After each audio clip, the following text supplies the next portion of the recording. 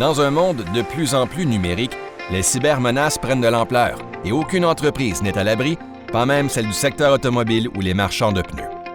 Pour mieux protéger votre entreprise, vous devez prendre conscience des risques, car en cas d'attaque, cela peut modifier votre réaction de façon radicale.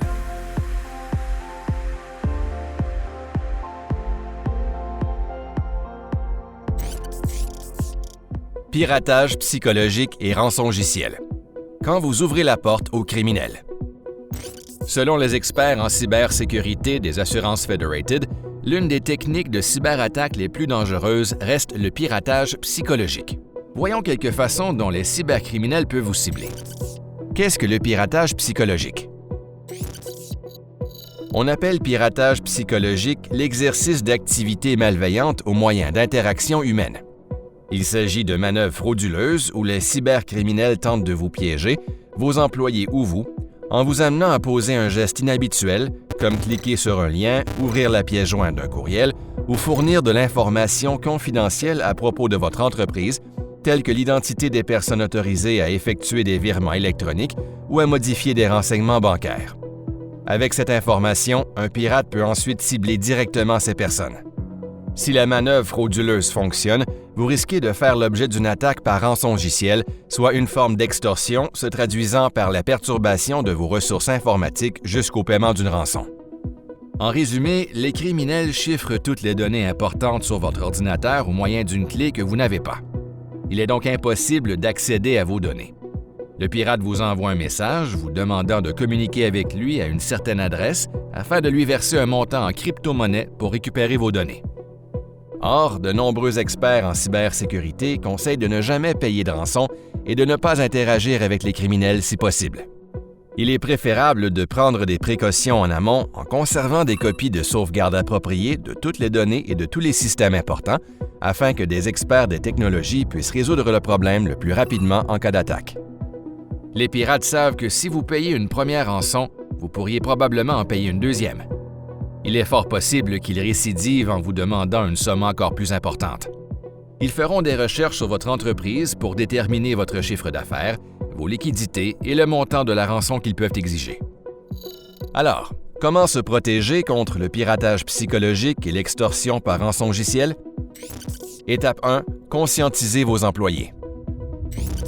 La première précaution à prendre est de sensibiliser vos employés au piratage psychologique, car un personnel averti risque moins de tomber dans le piège en cas d'attaque. En plus de leur montrer à évaluer les courriels d'un œil critique, assurez-vous qu'ils savent comment signaler toute activité douteuse à vos experts de la sécurité le plus rapidement possible. Étape 2. Faites particulièrement attention aux liens et aux pièces jointes. Évitez de cliquer sans discernement sur des liens ou d'ouvrir des documents que vous n'attendiez pas, car c'est souvent ici que les criminels ciblent vos employés afin de les piéger. Il peut être tentant d'ouvrir un document par curiosité, surtout si le message concerne des dossiers médicaux, des comptes bancaires ou des prix à gagner. Ces tentatives d'hameçonnage ouvrent la porte aux criminels en les laissant installer des logiciels malveillants sur les ordinateurs. À partir de là, le pirate peut explorer l'environnement et obtenir des privilèges supplémentaires. Étape 3. Redoubler de vigilance. Avant d'ouvrir un courriel, examinez l'adresse de l'expéditeur. Le message provient-il de l'expéditeur attendu? Le nom est-il écrit correctement? L'adresse de courriel correspond-elle au nom de l'expéditeur original attendu? Si vous répondez au message, la nouvelle fenêtre indique-t-elle la même adresse de réponse? Dans la négative, le pirate pourrait tenter de vous tromper en établissant d'abord la communication avec vous au moyen de l'adresse de courriel d'une autre personne, puis en détournant les messages vers sa propre boîte de réception. Les experts recommandent d'examiner chaque courriel reçu, de former vos employés ainsi que leurs parents et amis pour qu'ils restent à l'affût. Si quelque chose cloche dans un courriel, portez-y attention. Réfléchissez au contexte du message.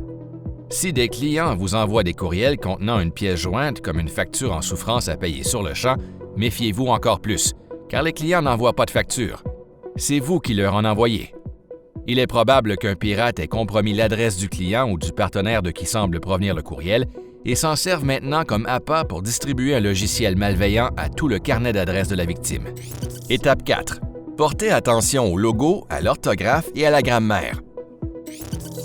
Bien que les experts de la sécurité sachent mieux qu'avant reconnaître les courriels frauduleux à leur logo mal imité, à leur mauvaise qualité d'image ou à leur piètre mise en page, les pirates ont aussi amélioré leur technique de contrefaçon.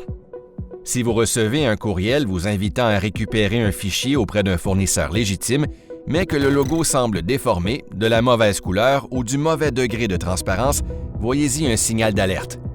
De plus, la plupart des entreprises légitimes ne font pas de grossières erreurs d'orthographe, de grammaire ou de mise en page. Soyez à l'affût des erreurs de ponctuation ou du mélange aléatoire de lettres majuscules et minuscules. Ce sont autant d'indices qui peuvent trahir une tentative d'hameçonnage. Étape 5. Renforcer la sécurité des mots de passe, des antivirus et des coupe-feux. Il est plus important que jamais d'accroître la sécurité des mots de passe, des antivirus et des coupe-feux de vos systèmes informatiques et de tout équipement connecté à Internet utilisé par exemple pour faire l'entretien des véhicules.